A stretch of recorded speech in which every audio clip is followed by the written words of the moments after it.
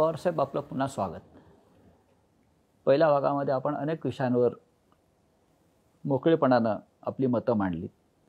मग करोना असेल, लॉकडाऊन असेल, राज्यातलं राजकारण असेल. राज्यातलं राजकारण आपण 6 महिन्यापूर्वी बदलून टाकलं. 6 महिने हा एक परीक्षेचा काळ असतो. जसं पूर्वी वार्षिक परीक्षा, सहामाही परीक्षा आणि मग ते प्रगती पुस्तक येतं पालकांकडे. तसं 6 महिन्यातलं प्रगती पुस्तक पालक म्हणून आपल्याकडे आलंय का? असं की ही जी परीक्षा आता झाली ती संपूर्ण परीक्षा झाली असं मला वाटत नाही. बरं. आणि त्या परीक्षेमधला अजूनही प्रॅक्टिकलचा भाग बाकी आहे. बरं. रिटन तो महत्त्वाचा आहे. रिटन झालेली आहे, पण रिटनमधला परफॉर्मन्सवरनं प्रॅक्टिकलमध्ये सुद्धा ते यशस्वी होतील असा आता ट्रेंड दिसतो आहे. त्यामुळे त्या 6 महिन्याच्या कालखंडाच्या संबंधी लगेचच पूर्ण निष्कर्ष काढणं योग्य नाही, पण त्याच्यावर संधी नाही असंही म्हणणं योग्य नाही. बरं. माझं आता हे जर तुम्ही राज्याच्या विचाराशी सुचत असाल होय, तर राज्याच्या विचाराच्या दृष्टीने ह्या 6 महिन्यात याच्यात परीक्षेमध्ये विद्यार्थी संपूर्ण पास झालेला आहे आणि तो पुढची परीक्षा पुढचे पेपर सुद्धा सहजपणाने पुरी करेल. आपण मुख्यमंत्र्यांविषयी सांगताय. मुख्यमंत्री शेवटी राज्य प्रमुख हा महत्त्वाचा असतो, त्याच्या खालची टीम काम करते. आज राज्यासमोर अनेक प्रश्नांचा डोंगर आहे. विशेषतः जर आपण मागाशी म्हणाला की करोना नसतं किंवा लॉकडाऊनचं संकट नसतं तर राज्य अधिक 6 महिन्यात आपण पुढे नेलं असतं. या सरकारनं राज्य अधिक पुढे नेलं असतं. तुमचा इतका वर्षाचा अनुभव आहे, आपण राज्य चालवलेलं आहे. आज राज्यासमोर सगळ्यात मोठं संकट कोणतं आहे? करोना, लॉकडाऊन आहेच, पण तरीसुद्धा या सगळ्यातून निर्माण झालेलं संकट तुम्हाला कोणतं गंभीर वाटतं आहे? एकंदर अर्थव्यवस्था ती रिवाय करणं हे मला फार मोठं चॅलेंज वाटतं. कारण या अर्थव्यवस्थेचा, करोनाचा किंवा सगळ्या गोष्टीचा परिणाम आपल्याला काय दिसतं. आता समजा शेती अर्थव्यवस्था महत्त्वाची आहे. शेती आणि त्याचं उत्पादन आणि त्याचा बाकीचा व्यवहार चालू आहे, चालू नाहीत असं नाही, पण मार्केट नाही. मार्केट नसल्यामुळे सुरुवातीचे काही दिवस शेतकऱ्यांनी पिकवलेलं पुढे जाऊन करायचं काय हा प्रश्न त्याच्यापुढे आला आणि त्याच्या किमतीचे प्रश्न आले. त्याच्यावर सबंध शेती अर्थव्यवस्था संकटात होती. जोडधंदे जे शेतीचे दुधासारखे किंवा ह्याच्यामध्ये त्याचं सप्लाय करणंच बंद झाल्यासारखी स्थिती झाली, साधनच नव्हती. या सगळ्या गोष्टीचा त्या अर्थव्यवस्थेवर परिणाम आहे. दुसरं महत्त्वाचा भाग आहे महाराष्ट्राचं वैशिष्ट्य कारखानदारी, इंडस्ट्रियलायझेशन. महिने कारखाने बंद, कामगाराला काम करायला संधी नाही. एक त्या कारखानदारी ती संकटात गेली, ती आर्थिकदृष्ट्या अतिशय अडचणीत आली आणि तिथं काम करणारा माणूस आहे. काही कारखानदारांनी आता बजाज ऑटोसारख्या किंवा त्यांनी त्याचं वेतन दिलं, पण तेही आता या विचाराशी आले तर आपण किती दिवस वेतन देऊ शकू. आणि ज्या ठिकाणी वेतन देण्याची कुवतच नव्हती त्या ठिकाणच्या त्या कामगाराच्या, कष्टकऱ्याचा प्रपंच चालवायचा कसा, त्याचं घर चालवायचं कसं, हे लक्ष प्रश्न घरातून निर्माण झालेले आपण पाहिलेले आहेत. हा दुसरा. तिसरा व्यापार. महाराष्ट्र व्यापारातलं किंवा मुंबई एक महत्त्वाचं सेंटर आहे. आज मुंबई शहर एकेकाळचं कापड गिरण्या ते वेगवेगळ्या इंडस्ट्रीचं शहर आता राहिलेलं नाही. आता त्या गिरण्या आणि हे व्यवहार सगळे विकेंद्रित स्वरूपात बाजूला गेले. आज मुंबई शहर हे फायनान्शियल सेंटर झालेलं आहे देशाचं. ही नगरी ही फायनान्स आणि दुसऱ्या कम्युनिकेशनची टेक्नॉलॉजी वगैरे या सगळ्या क्षेत्रात पुढे गेलेली. ते सगळे व्यवहारच बंद झाले. पण फायनान्शियल सेंटर गुजरातला हलवलं आहे. ते वेगळं, ते दुसरं करोनाचं संकट आहे. पण आज इथं आता आपण ज्या भागात आता इथं बसलो आहे त्या परिसरामध्ये ओळीने जाणीवपूर्वक प्रयत्न करून आम्ही देशातल्या बँका इथं आणल्या. आता त्या सगळ्या बँकांचे व्यवहार गेले 2 महिने जवळपास ठप्प झालेले होते. त्यामुळं वाणिज्याच्या संबंधीचे विषय असो, शेतीचे असतील, कारखानदारीचे असतील, हे सगळे पूर्णपणाने थंडावलेले होते. या सगळ्या गोष्टीचा दुष्परिणाम प्रत्येक घराघरात झालेला होता. पण अशा वेळेला हा सगळा वर्ग जो असतो पीडित, हा आशेनं सरकारकडे बघतो. कारण सरकारला आपण मायबाप सरकार जेव्हा म्हणतो तेव्हा हे सरकार आमची चूल पेटवेल, हे सरकार आमच्या पोटापाण्याची व्यवस्था करेल, ही जनतेची अपेक्षा असते सरकारकडून. अशा वेळेला सरकार म्हणून काय करणार? कारण आज सरकारकडे जे एका मंत्र्यांचं मी निवेदन ऐकलं की कर्मचाऱ्यांचे पगार द्यायलाही पैसे उरलेले नाहीत असं ते म्हणतात. अशा वेळेला राज्य कसं जाणार? दोन गोष्टी आहेत. त्याच्यात एक तर नागरिकांचं माझ्या मते या सगळ्या परिस्थितीत अत्यंत समंजसपणाची भूमिका त्यांनी घेतली. सरकारकडून त्यांच्या अपेक्षा आहेत, पण त्यांना हेही ठाऊक आहे की सरकारचीच आवक थांबलेली आहे. आणि त्यामुळे सरकारचीच आवक थांबलेली हे सामान्य जणांच्या नजरेला येतं. तर लोकसुद्धा आपण किती आग्रह करायचा, किती हट्ट करायचा, किती त्यासाठी वेळप्रसंगी संघर्ष करायचा काय, या सगळ्या गोष्टीत अत्यंत सामंजस्य लोकांनी दाखवलेली. आता दुसरी गोष्ट ही खरी आहे की उत्पन्नच घटलं. आता मला एका अत्यंत जबाबदार अधिकाऱ्यांनी सांगितलं की समजा मी सहज त्यांना विचारत होतो की तुमचं आता यंदाच्या वर्षी बजेट तुम्ही मांडलं, महाराष्ट्राच्या विधानसभेमध्ये बजेट मांडलं आणि त्याच्यानंतर करोना आला. ते विधानसभेचं काम संपल्यावर आला, बजेट मंजूर झाल्यावर. आता त्या बजेटमध्ये राज्याच्या उत्पन्नाचा काय विचार केला होता? तो विचार केला होता काहीतरी 3,90,000 कोटीच्या आसपास. आकडा माझा चुकत असेल पुढं मागं, असा काहीतरी आकडा होता. याचा अर्थ मग 3 महिने आता काल गेले, या 3 महिन्यात त्याचं किती उत्पन्न येईल ह्याचं कॅल्क्युलेशन जर केलं तर जो आपण मूळ आकडा धरला होता त्याच्यात 50% पेक्षा जास्त फटका या 3 महिन्यात बसला असं दिसतं. याचा अर्थ सरकारची सुद्धा आर्थिक ताकद ही संकटात जायला लागलेली आहे. आणि त्यामुळे सरकारला सुद्धा मर्यादा. आज एका माणसाचं जे स्टेटमेंट आपण सांगितलं ती गोष्ट खरी आहे की हे, आणि मी हे ऐकलं आहे, अर्थमंत्र्यांच्याकडनं मी ऐकलं आहे, पण तरीसुद्धा त्यांचा सतत प्रयत्न आहे काही करून वेतन द्यायचं. आणि ते वेतन दिले आजच्या महिन्यापर्यंत, पण कदाचित पुढं कर्ज काढावं लागण्याची परिस्थितीसुद्धा. या मोठ्या आपत्तीमध्ये केंद्र सरकारनं राज्यांना मदत केली पाहिजे असं आपल्याला वाटत नाही? 100%. म्हणजे यावेळेला केंद्रानेच मदत राज्यांना करायला पाहिजे. पुन्हा हा राज्याचा गाडा उभा करण्याच्यासाठी, कारण शेवटी केंद्राचे काय, केंद्राचे उत्पन्नाचे मार्ग काय, त्यांचे सगळे उत्पन्नाचे मार्ग राज्यातूनच आहेत. राज्याची अर्थव्यवस्था, राज्याचे व्यवहार, राज्याचं उत्पादन हे गतिमान झालं आणि त्याच्यातून संपत्ती निर्माण होईल, त्याचा भाग केंद्राकडे मिळणार आहे. आणि त्यामुळे केंद्राला आपलं दुकान चालवण्याच्यासाठी सुद्धा पहिल्यांदा राज्याची दुकानं चालवली पाहिजेत. आणि राज्य हे सुदैवानं केंद्राकडं रिझर्व्ह बँक आहे, केंद्राकडे नोटा छापायचा अधिकार आहे, केंद्राकडे 2 पैसे जागतिक बँकेसारख्या किंवा एशियन बँकेसारख्या ठिकाणी उभा करण्याची कुवत आहे. तो त्यांचा आधार आहे. ते काही राज्याला शक्य नाही. राज्यांना उद्या पैसा उभा करायचा असेल कर्ज रूपाने तर त्यांना स्वतःच्या निर्णयाने करता येत नाही. त्याला केंद्र सरकारने प्रत्येक राज्याला तुम्ही किती कर्ज काढायचं याची लिमिट ठरवून दिलेली असते. आणि त्यामुळं राज्याला मर्यादा आहेत. आज वेळ प्रसंगी या संकटाच्या काळात आंतरराष्ट्रीय संस्थेच्याकडून सुद्धा कर्ज काढून आपण राज्य सावध केली पाहिजे. ते राज्य आपण पुन्हा एकदा स्थिरतावर केली तर आपण संपत्ती तयार करू आणि घेतलेलं कर्ज परत करू शकू. आपण मोदींचे गुरु आहात असं ते म्हणतात.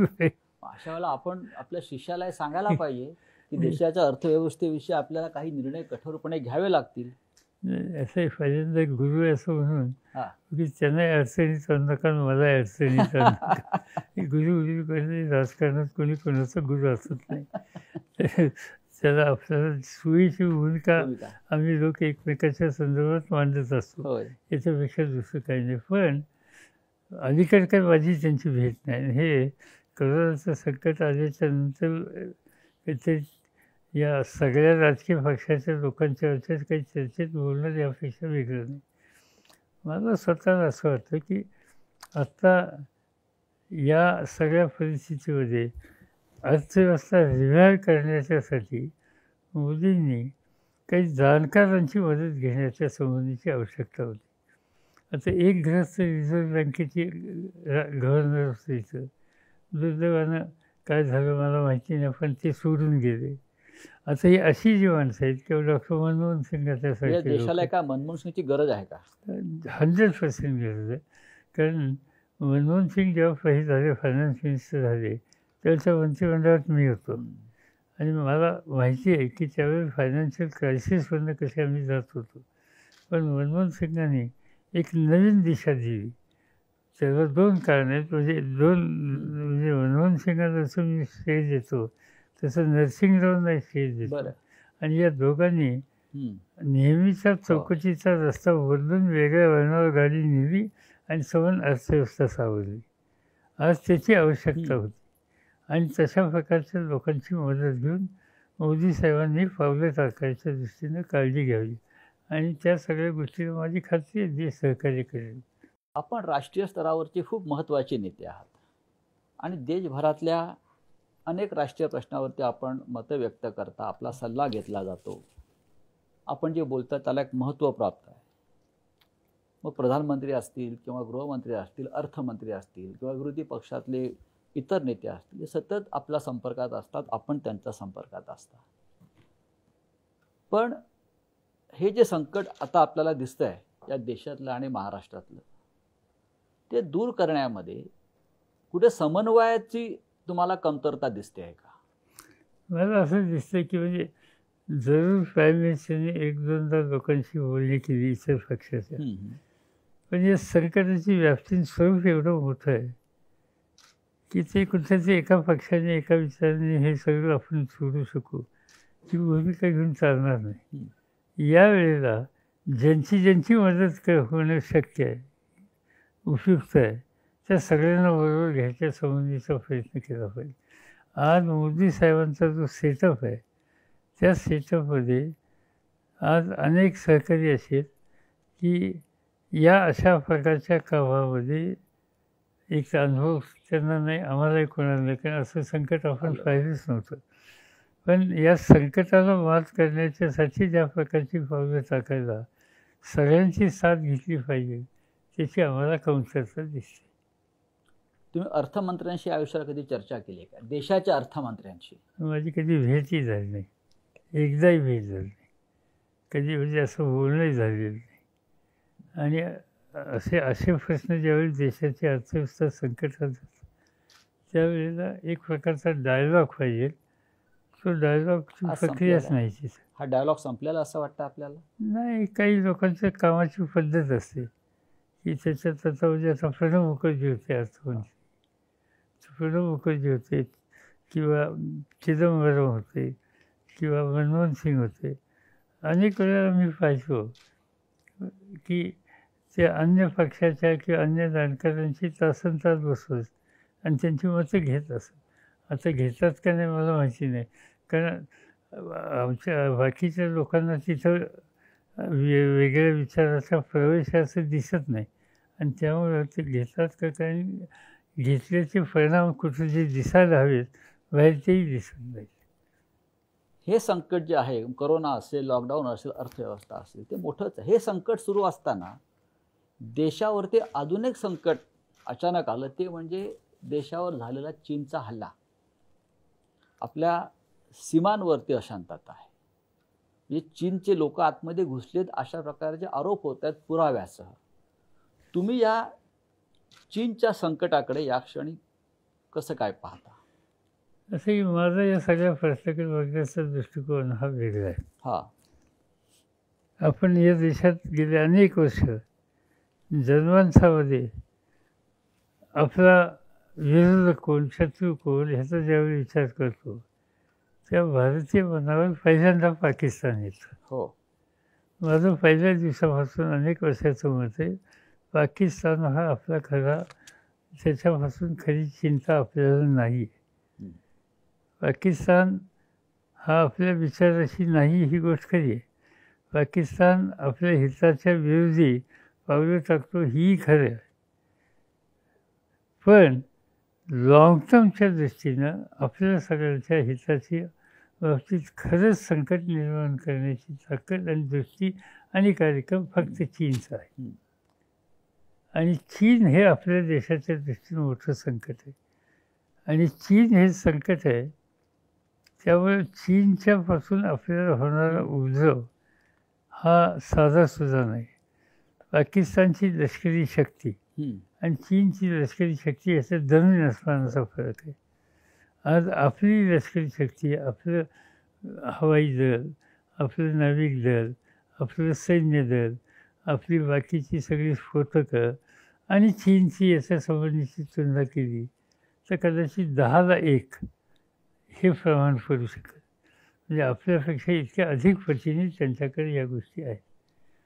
आणि हे त्यांनी वर्षानुवर्ष जाणीवपूर्वक प्रयत्न करून बांधलं आहे. त्यांचं भारत किंवा या देशांच्यावर कधी लक्ष नव्हतं अलीकडे, आणि ती त्यांची पॉलिसी होती. म्हणजे मी एक उदाहरण सांगतो. आपण संरक्षण मंत्री होता देशाचे, आणि त्यावेळेला आपण अनेकदा चीनच्या दौऱ्यावर गेलेला आहात किंवा त्या तिकडल्या नेत्यांशी चर्चा केलेली आहे. म्हणून मी विचारतो की आपला दृष्टिकोन तेव्हा काय होता? माझं अगदी त्यावेळेचं ठाम मत होतं की आपल्याला खरी चिंता पाकिस्तानची करायची आवश्यकता नाही, चीनचीच आहे. आणि त्याचं एक साधं उदाहरण सांगतो. मी चीनमध्ये गेलो डिफेन्स मिनिस्टर म्हणून. माझ्यावर वोरा होते. वोरा हे त्यावेळेची डिफेन्स सेक्रेटरी, नंतर ते काश्मीरमध्ये 10 वर्ष राज्यपाल होते. तर 7 दिवस आम्ही चर्चा केली, मी आणि डिफेन्स मिनिस्टरनी तिथल्या. त्यावेळेला हिमालयन बॉर्डरवर आपलं सैन्य होतं, त्यांचंही सैन्य होतं. आणि हिमालयन बॉर्डरवर सैन्य ठेवणं हे अत्यंत खर्चिक होतं आणि हवामानाच्या दृष्टीने सुद्धा आपल्या जवानांना अतिशय त्रासदायक होतं. सोन बर्फ वगैरे वगैरे येतं. आणि त्यावर त्या 6-7 दिवसाच्या चर्चेत आम्ही दोघांनी आपलं सैन्य मागं घ्यायचं या विचारावर एकमत केलं. आणि तो एकमत करून आम्ही तो कराराचा ड्राफ्ट तयार केला. मी तो नरसिंगरावांच्याकडे पाठवला. तो प्राईम मिनिस्टर होते, त्यांनी त्याला मान्यता दिली. आणि चीनच्या डिफेन्स मिनिस्टरने मला सांगितलं की आमच्या प्राईम मिनिस्टरला हा ड्राफ्ट दाखवायचा आहे, तुम्ही माझ्यावर चला. ठीक आहे म्हणले. कुठं काय? नाही म्हणले ते विश्रांतीला कुठं गेले. त्यांनी कुठं गेले हे सांगितलं नाही. मला सांगितलं उद्या सकाळी आपण जाऊया, 7ला तयार राहा.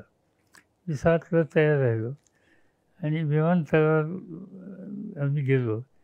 आणि विमान डिफेन्सच्या त्यांच्या बसलो. कुठं राहिलो त्यांनी सांगितलं नाही. 3 तासांचे प्लेन उतरलं आणि एका सागरी किनाऱ्यावर अजिबात लोकसंख्या नाही. आणि जिथं ते उतरलं तिथं फक्त चांगले बंगले होते. मी विचारलं कुठं आलो आपण? त्यांनी सांगितले कम्युनिस्ट पार्टीचे कॉलेज वगैरेचे जे मेंबर आहेत त्यांच्या विश्रांतीसाठी हा सगळा परिसर आहे. इथं कोणी लोकसंख्या नाही, सागरी किनारा आहे आणि प्रधानमंत्री इथं आहेत. ली फांग त्यांचं नाव. आम्ही गेलो. ठरलेल्या वेळी त्यांना हा आमचं अंडरस्टँडिंग काय ते सगळं दाखवलं. आणि साधारणतः 11 वाजेपर्यंत हे सगळं झालं. आणि नंतर त्यांनी आम्हाला जेवायला बोलवलं होतं 1 वाजता. आता 11-11:30पर्यंत हा सगळं जी काही चर्चा होती ती संपली. आता 1.5 तास मोकळा होता. जेवत होतो, तिथं कुठे जायलाही जागा नाही, काही शहर नाही, काही नाही, काही नाही. तर आता हा 1.5 तास 1 तास कसा घालायचा मी विचार करत होतो. तो प्राईम मिनिस्टरनी मला सुचवलं लेट्स वॉक. म्हणजे समुद्र किनाऱ्यावर आपण चालूया. छान म्हणजे हे आहे सागरी किनारा आहे. गोल्डन ऑपॉर्च्युनिटी त्या निमित्तानं त्यांच्याशी बोलता येईल. आणि मग आम्ही आपलं त्या किनाऱ्यावर चालत होतो 1-1.25 तास. मी अनेक प्रश्न त्यांना विचारत होतो. तर मला एकच गोष्ट सांगायची की माझं सगळं टार्गेट अमेरिका आहे, जपान आहे. आणि मला म्हणजे ही आता 30 वर्षापूर्वीची गोष्ट आहे, 29 वर्षापूर्वीची. मला जगातली महासत्ता आर्थिक क्षेत्रातली चीन बनवायची. आणि अमेरिकेच्या तोडीस तोड चीन उभा राहू शकतो हे तिचं जगाला दाखवायचं. अमेरिकेच्या नंतर किंवा त्यांच्या बरोबरीने किंवा त्यांच्यापेक्षा सुद्धा अधिक पुढे गेलेला देश चीन मला दाखवायचं. आणि ते सतत चीन जपान म्हणजे अमेरिका जपान ह्याच्याशी सांगायचे. आता ही सगळी चर्चा झाली. मी सहज त्यांना विचारलं, तुमच्या शेजारी देशांच्याबद्दलचं काय उदाहरण राहणार आहे? तर ते हसले आणि ते म्हणले की आमचं टार्गेट ते आहे. शेजारच्या लोकांचा आम्ही आत्ता विचार करत नाही, बघूया 5-25 वर्षांनी विचार करू. तेव्हा माझ्या डोक्यात आलं की उद्या भारताच्या समोरचं संकट आलं तर ते आज नाही 25-30 वर्षांनी येईल. ते आता आलं. आणि आता काय झालं, आता चीन आर्थिकदृष्ट्या मजबूत झाला आहे आणि आता आपण बघतोय त्यांचं टार्गेट हिंदुस्थान आहे. म्हणजे मोदी साहेबांनी तिथं जाऊन काय त्यांच्याशी दोस्ती केली, त्यांना इथं आणून झोपायला बसवलं आणि सगळं भारतीय कपडे शिवले. हे सगळं करून त्यांनी भयंकर काहीतरी आपण एकमेकाच्या हातात हात घेऊन किंवा गळाभेट करून देशाची दोस्ती होते असं एक चित्र निर्माण केलं. पण ही गळाभेट ठीक आहे, शेखान ठीक आहे, पण यांनी सगळेच प्रश्न सुटत नसतात हे आता आपल्या लक्षात आले. चीन आणि पाकिस्तानचा जेव्हा प्रश्न येतो तेव्हा सतत या सरकारकडून इंदिरा गांधी आणि पंडित नेहरू हे दोषी आहेत त्या प्रश्नांना. त्याच्या आधी मी सांगतो, त्याच्या आधी आज काय केलं चीनने भारताचं चित्र जर बघितलं, एका बाजूने आता काय ते आपण बघितलं परवाच, काही ठिकाणी आपल्याशी वेगळ्या पद्धतीने संघर्ष त्यांनी केला. पण भारताच्या भोवतीच असलेल्या प्रत्येक देशाला त्यांनी आपल्यापासून बाजूला नेलं. पाकिस्तान त्यांच्याबरोबर गेला आहे. नेपाळ जो नेहमी म्हणजे मोदी साहेब प्रधानमंत्री झाल्या पहिल्यांदा नेपाळला गेले, पशुपतीच्या मंदिरात जाऊन पूजा केली आणि पहिलं हे हिंदू राज्य म्हणून त्याचं कौतुक केलं आमचे मित्र म्हणून. आज आपण नेपाळ हे आपल्याबरोबर चीन बरोबर आहे. त्याच्या शेजारचं राज्य तुम्ही बघा बांगलादेश, त्या बांगलादेशच्या निर्मितीसाठी आपण कष्ट केले या देशाने.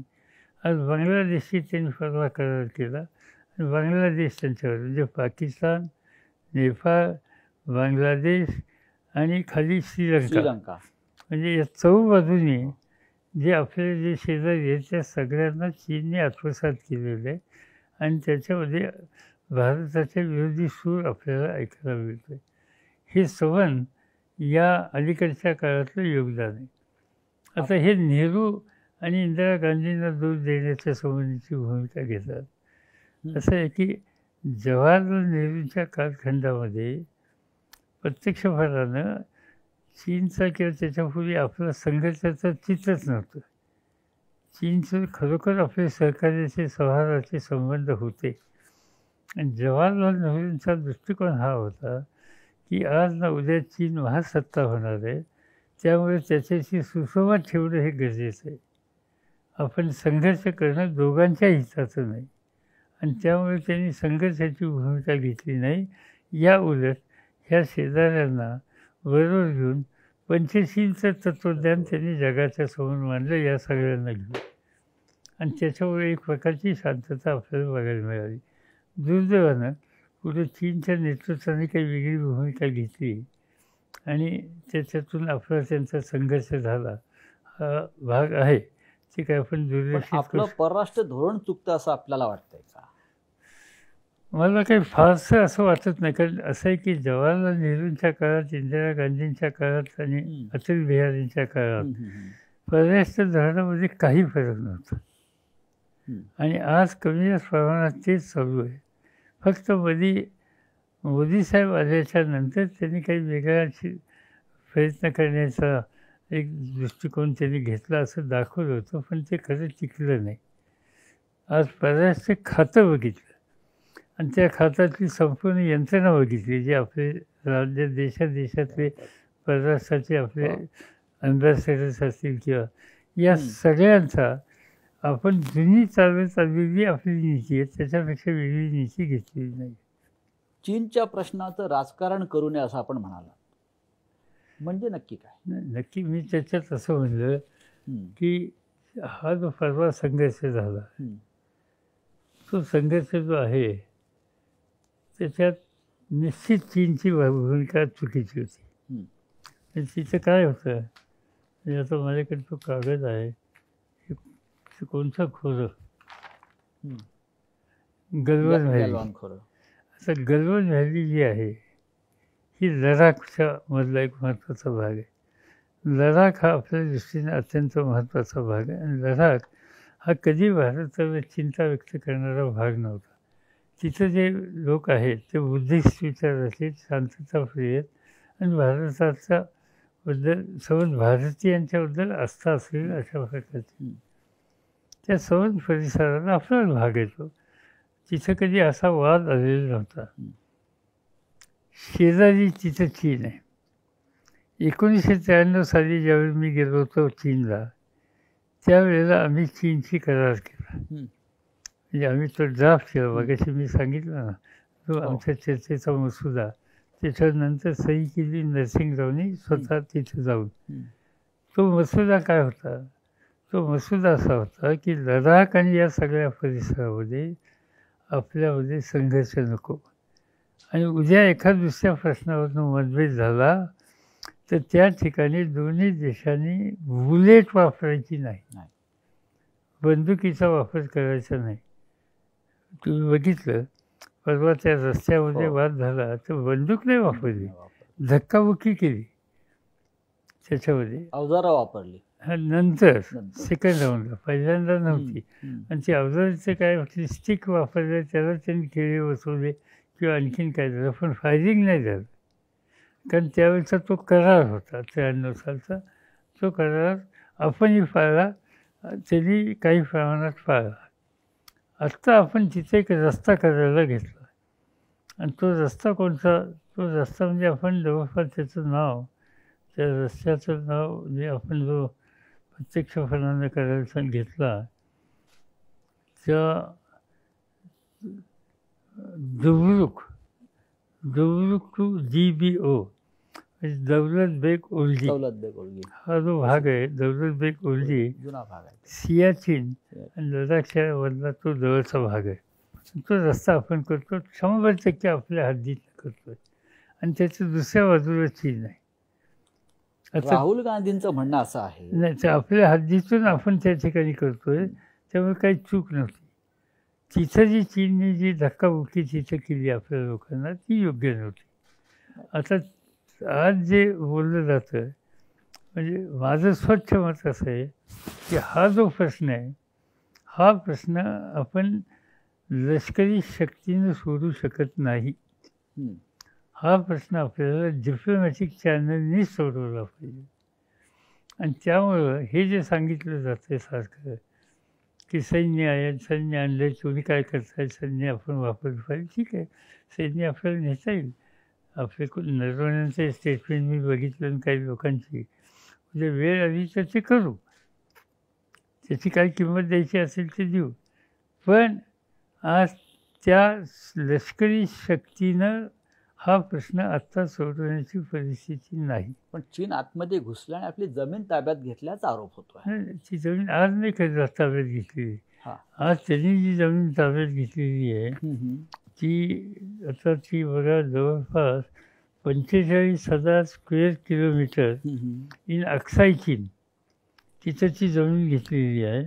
आणि त्याच्यानंतर शार्ग्याम व्हॅली म्हणून एक भाग आहे. शार्ग्याम व्हॅलीमध्ये 5,000 स्क्वेअर किलोमीटर चायनाने ही घेतलेली, ही आज नाही घेतलेली, ही घेतलेली आहे जवाहरलाल नेहरूंच्या त्या कालखंडामध्ये. त्यामुळे ते राहुल गांधी सांगतात त्यांनी आक्रमण केलेली जमीन घेतलेली खरं आहे, पण त्याला झाली 50 वर्ष, त्याच्यापेक्षा अधिक वर्षाचा तो आपला संघर्ष आहेच. आपण नेहमी तो आंतरराष्ट्रीय पातळीवर सांगतोच की हे तुम्हाला प्रश्न सोडवावे लागतील, पण त्याचा ताबा त्यांच्याकडे, त्यांनी त्या ठिकाणी लष्करीची केंद्र जबरदस्त उभी केली. आता ही 45,000 स्क्वेअर मीटरची घेतलेली जागा 50-60 वर्षाच्या पूर्वी आपण एका दिवसात किंवा लगेच हे सरकार बदलण्याचं आणू शकतो. हे काय म्हणजे व्यवहार्य वाटत नाही.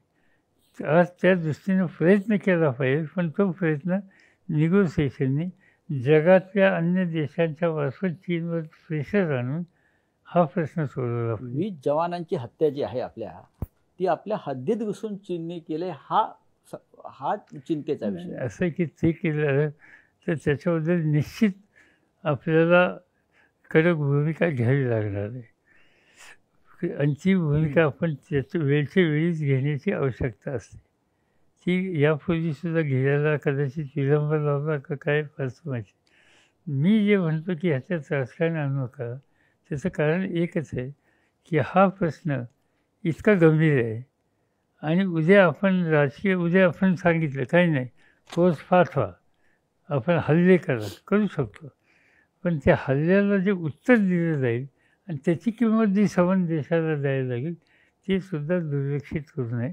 आणि त्यामुळं हल्ला वेळप्रसंगी आला तर त्याचा विचार करता येईल, पण हल्ला करण्याच्या ऐवजी निगोसिएशनच्या माध्यमातून डिप्लोमॅटिक चॅनलनी जगातल्या अन्य देशाचं प्रेशर त्याच्या आणून युनायटेड नेशनसारख्या संस्थांचा दबाव आणून जर ह्याच्यातनं काही मार्ग निघत असेल तर तो प्रयत्न पहिल्यांदा करणं शहाणपणाचं.